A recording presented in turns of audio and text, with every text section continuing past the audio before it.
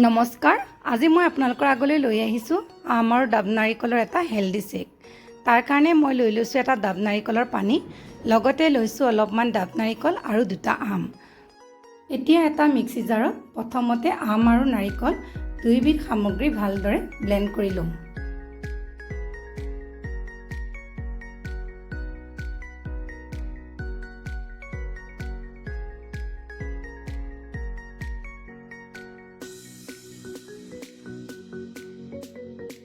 এই দুইবিধ সামগ্ৰী ভালদৰে ব্লেণ্ড কৰি লোৱাৰ পাছত মই আকৌ ডাব নাৰিকলৰ পানীগিলাচ আধাকৈ দি গোটেই সামগ্ৰীখিনি ভালদৰে ব্লেণ্ড কৰি ল'লোঁ।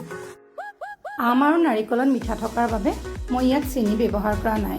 আপোনালোকে মন কৰিলে চেনি ব্যৱহাৰ কৰিব পাৰে।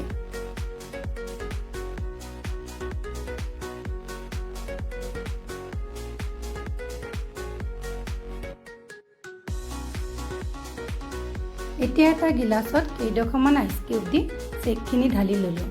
এনেকুৱা শ্বেক গৰমত খাই বহুত ভাল লাগে। যদিহে আপোনালোকে মোৰ ভিডিঅ'টো চাই ভাল পালে তেন্তে লাইক, শ্বেয়াৰ, ছাবস্ক্ৰাইব কৰি দিব।